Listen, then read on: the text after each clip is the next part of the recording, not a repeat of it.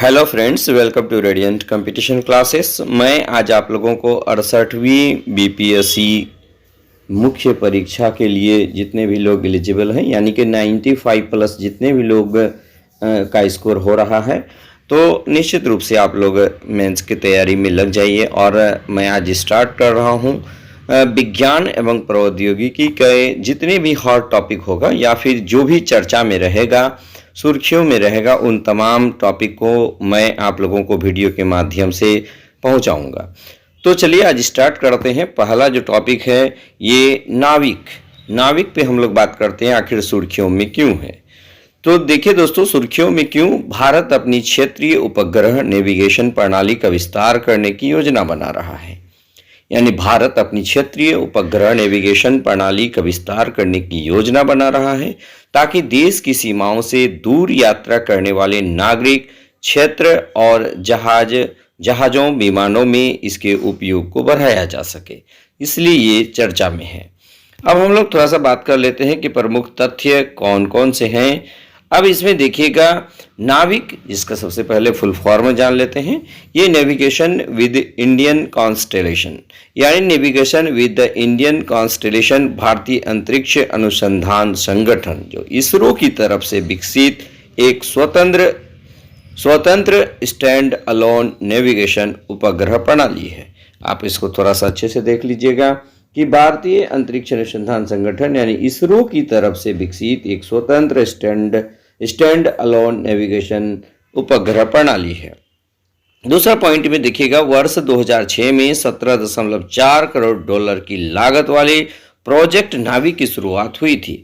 अब यदि हम लोग इसके हिस्ट्री में देखें तो इसकी 2006 में ही जो है इसकी शुरुआत हुई थी। इसके 2011 के अंत तक पूरा होने की उम्मीद थी, लेकिन यह 2018 में शुरू हो पाया।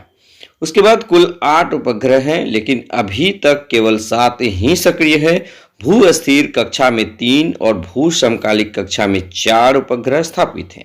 नाविक या भारतीय क्षेत्रीय नेविगेशन सैटेलाइट सिस्टम को 7 उपग्रहों के एक समूह और 24x7 पर चलने वाले ग्राउंड स्टेशनों के नेटवर्क के साथ डिजाइन किया गया है।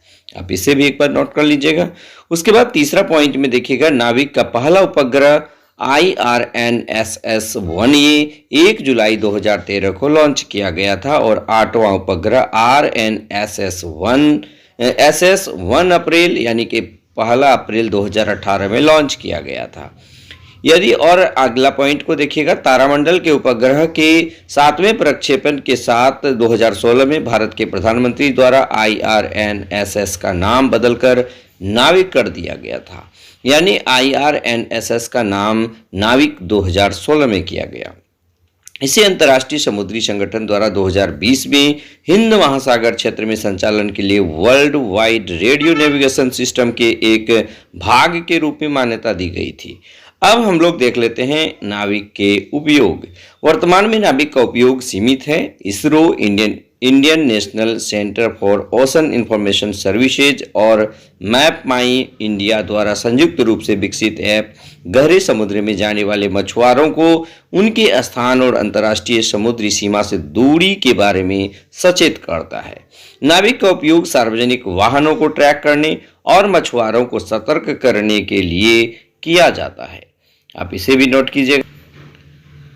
उसके बाद मैप पे इंडिया विभिन्न नाविक सक्षम इंटरनेट ऑफ थिंग्स उपकरण का निर्माण और बिक्री भी करता है।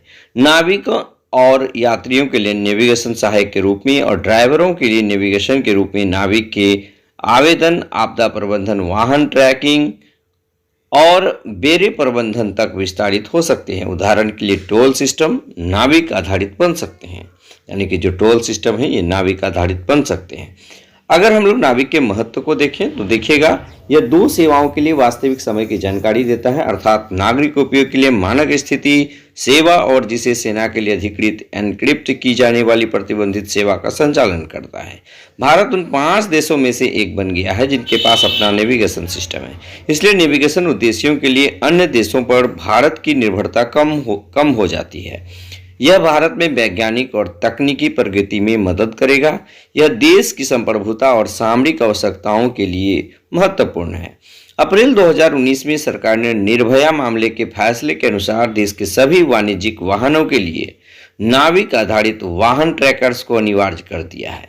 साथ ही क्वालकॉम टेक्नोलॉजीज ने नाविक का समर्थन करने वाले मोबाइल चिपसेट का अनावरण भी किया है। इसके अलावा व्यापक कवरेज के साथ परियोजना के भविष्य के उपयोगों में से एक में सार्क देशों के साथ परियोजना को साझा करना शामिल है। इससे क्षेत्रीय नौवहन प्रणाली को और एकीकृत करने में मदद मिलेगी तथा इस क्षेत्र के देशों के प्रति भारत की ओर से कूटनीतिक सद्भावना का संकेत मिलेगा। तो दोस्तों, इस प्रकार जो है मैं आप लोगों के समक्ष नाविक के क्या उपयोग हैं, क्या इम्पोर्टेंस है, इन तमाम चीज़ों के बारे में आप लोगों के समक्ष में प्रस्तुत किया। और मैं इसी तरह चुनिंदा टॉपिक आपके समक्ष रखूंगा और आप अपने लैंग्वेज के साथ इसे अपने लैंग्वेज में लिखने का प्रयास कीजिएगा। निश्चित रूप से बेहतर नंबर आपका साइंस एंड टेक्नोलॉजी में आ सकता है। दोस्तों, अगर आप लोग को वीडियो अच्छा लगे तो लाइक, शेयर और कमेंट जरूर कीजिएगा। मैं इसी तरह चुनिंदा टॉपिक को आपके समक्ष प्रस्तुत करता रहूँगा। धन्यवाद।